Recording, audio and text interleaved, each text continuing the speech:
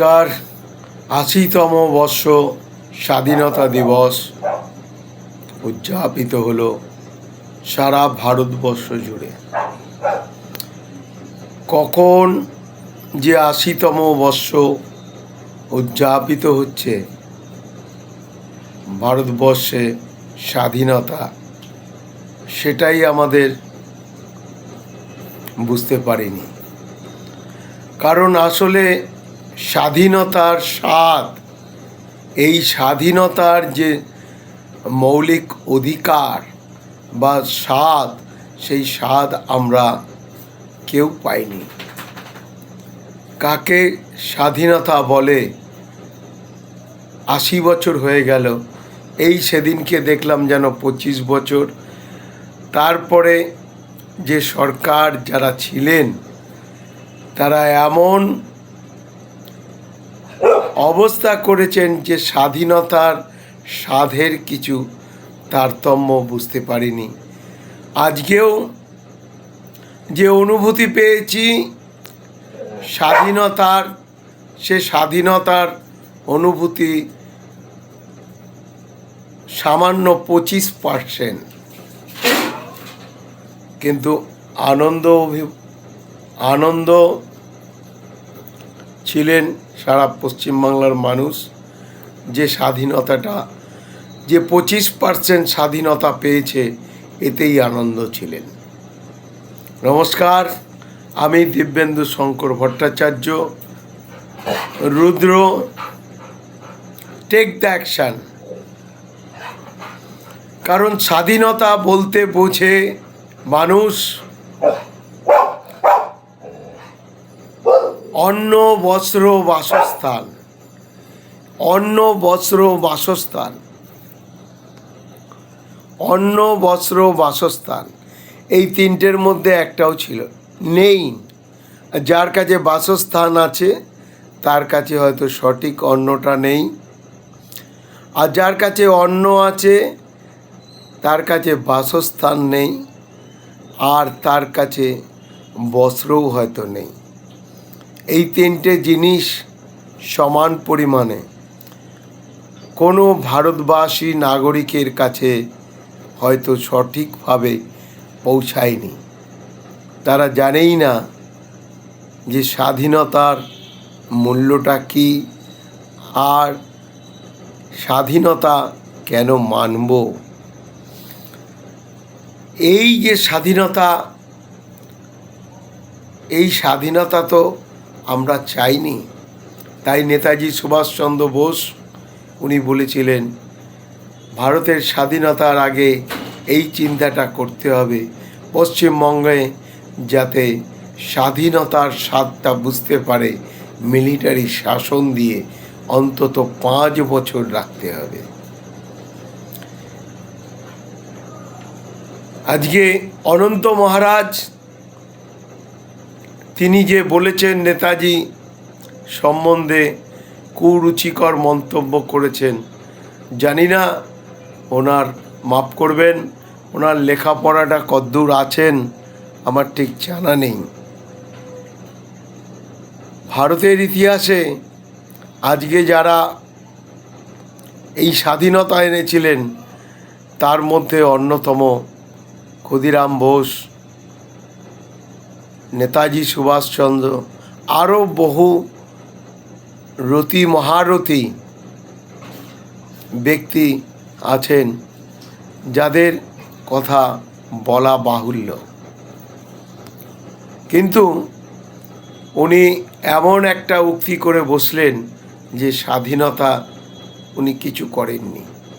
এই রকম মনোভাবপূর্ণ লোক যদি পশ্চিমবাংলায় বাস করেন, দেশদ্রোহী এবং দেশ বিরোধী কথাবার্তা, আমার তো মনে হয় এইসব লোককে ত্যাগ করে দেওয়া উচিত। এবং পশ্চিমবাংলা তথা ভারতবর্ষে ওনাদের মতন লোক যদি থাকে তাহলে ভারতের সার্বিক উন্নতি এবং পশ্চিমবাংলার সার্বিক উন্নতি একদম একদম সীমিত হয়ে যাবে। এই রকম যারা জেহাদি বা যারা সমাজ বিরোধী বা যারা দেশদ্রোহী, তাদের থেকে দূরে থাকা ভালো। সবাই আশা রাখব আপনারা দূরে থাকবেন। আর এই স্বাধীনতার জন্য ভারতবাসী তথা পশ্চিমবাংলাবাসী যে প্রাণপাত করেছেন, তাতে ওনার সেই ইতিহাস জানা নেই বলেই উনি আজকে এই রকম ধরনের কথা উক্তি করতে পারেন। যখন আমাদের জিন্নাহ সাহেব একজন হিন্দু হয়ে হিন্দু বিদ্বেষী করাটা খুব সাধারণ ব্যাপার, তাতে জানে যে হিন্দু বিরোধী কাজকর্ম করলে কোনো অসুবিধা নেই। হিন্দু বিরোধী কাজ করাটা হিন্দুদের পক্ষে সবচেয়ে বড়, এটা সবচেয়ে বড় কর্ম। এই কর্মই প্রত্যেক হিন্দুরাই করে এসেছে, ব্রিটিশদের দালালি থেকে আরম্ভ করে আর আজ পর্যন্ত যত কিছু হয়েছে হিন্দুদের হয়ে বিরোধিতা করে এসেছে। জানি না এইটার সংশোধন কবে হবে, এর আদৌ কি এর সংশোধন হওয়ার উপায় আছে? এই হচ্ছে আমাদের ভারতের স্বাধীনতা পাওয়ার যোগ্য ব্যক্তিরা। যদি অত দূরে বা ইতিহাসের জ্ঞান থাকতো, তাহলে এ ধরনের উক্তি বা এ ধরনের কথা বলতে পারতো না। আজও আমার কাছে তথ্য আছে, বাংলাদেশ যখন ভাগাভাগি হয়েছিল, তখন জিন্নাহ সাহেব যে কাজ করেছিলেন,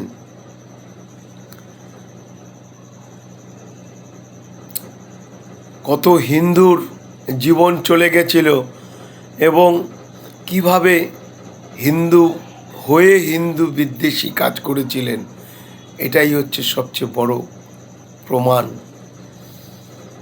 আর এখনও কিছু বয়স্ক লোক বেঁচে আছেন যারা ওপার বাংলা থেকে পালিয়ে এসেছিলেন এবং পাকিস্তানের ভয়ে তারা যে এক একটা উক্তি করেন, সেই কথাবার্তা শুনলে গায়ের শরীরে কাঁটা দিয়ে উঠবে। মায়ের কোল থেকে বাচ্চা তুলে নিয়ে গিয়ে গাছের উপরে প্রেগ দিয়ে তাকে গেঁথে দেওয়া হয়েছিল, তাকে মারা হয়েছিল। গা শিউরে উঠবে, গায়ে কাঁটা দেবে, এবং এটা অন্য কোনো জাতির হয়নি, এটা হয়েছিল হিন্দুদের প্রতি অত্যাচার। এটা হয়েছিল শুধুমাত্র হিন্দুদের প্রতি অত্যাচার। আজও হিন্দুরা সেই অত্যাচারিত। কেন জানেন? যারা রাজনীতির শিকার হয়েছেন সারা জীবন এই হিন্দুরাই। জিন্নাহ থেকে গান্ধীজি থেকে জিন্নাহ, আর একজন ছিলেন, কি নাম আমার ঠিক মনে পড়ছে না, মণ্ডল, যিনি হিন্দুদেরকে হাতে পায়ে ধরে ওই রংপুর ভোটাভুটির মাধ্যমে রংপুর বাংলাদেশে চলে গিয়েছিল। সেই রংপুরে বলেছিলেন, আপনারা সবাই হিন্দু, আপনারা সুরক্ষিত থাকবেন, আপনারা এই ভোটটা মুসলিম লীগের পক্ষে দিন। কিন্তু যিনি এই কাজটা করেছিলেন, এই জিন্নাহ সাহেব যাকে দিয়ে এই কাজটা করিয়েছিলেন, তিনি কিন্তু ওই বাংলাদেশের মাটিতে ছিলেন না। উনি ভবিষ্যতে চলে এসেছিলেন আমাদের এই ভারতের মাটিতে। তিনি শেষ নিঃশ্বাস ত্যাগ করেছিলেন এই ভারতের মাটিতে। আর যারা বাঙালি বাংলা হিন্দু, তারা ওই বাংলাদেশে থেকে ওই মুসলিমদের হাতে নির্যাতিত হয়েছিল, মা বোনদের ইজ্জত চলে গেছিল এবং ঘর থেকে টেনে টেনে নিয়ে তাদেরকে পতিতা রূপে ব্যবহার করা হয়েছিল এই রংপুরে।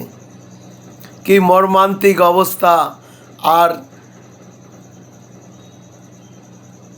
পলিটিক্যাল যারা ব্যক্তি ছিলেন, গান্ধীজি থেকে আরম্ভ করে প্রত্যেকে, এটা একটা সামান্য ব্যাপার, যেটা দিদি বলে গেছিলেন, জ্বর জ্বালা হয়, এটা একটা সামান্য ব্যাপার। আর একটা জিনিস বলেছিলেন যে সবই সামান্য ব্যাপার, কিন্তু পলিটিক্যাল ব্যক্তির দ্বারা এই হিন্দুরাই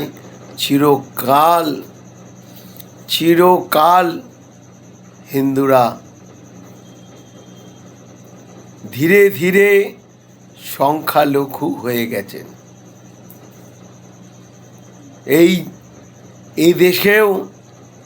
এদেশেও সেই ব্যবস্থাই নিয়েছিল জিন্নাহ সাহেবের মতন আর ওই মণ্ডল সাহেবের মতন।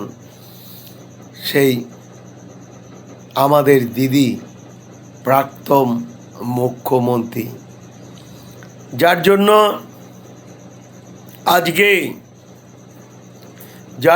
আজকে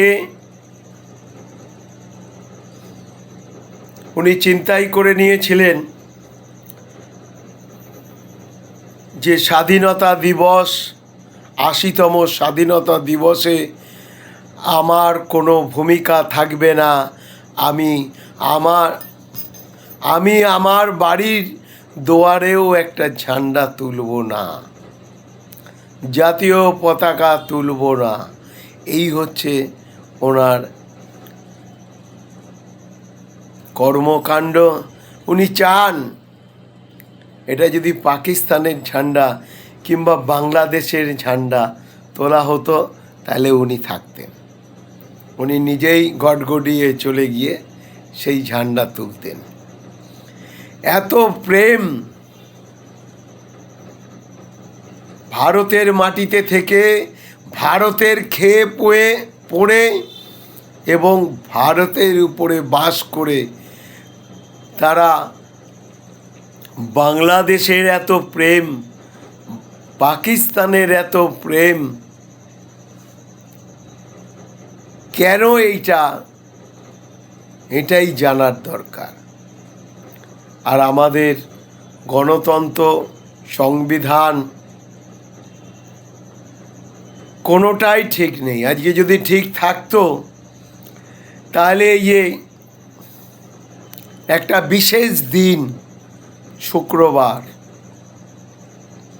এটা একটা বিশেষ দিন বলে ঘোষিত হতো না, আর এই রকম অরাজকতা হতো না। যারা বন্দে মাতরম গানটা শুনে যাদের ঠোঁট নাড়াতেও ব্যথা হয়, তারা এদেশে বাস করার যোগ্য লোক বলে মনে হয় না। তারা এদেশের যোগ্য লোক বলে মনে হয় না। আপনারা যদি ওই রকম ইতিহাস জানতেন, যা মায়ের কোল থেকে বাচ্চা তুলে নিয়ে গিয়ে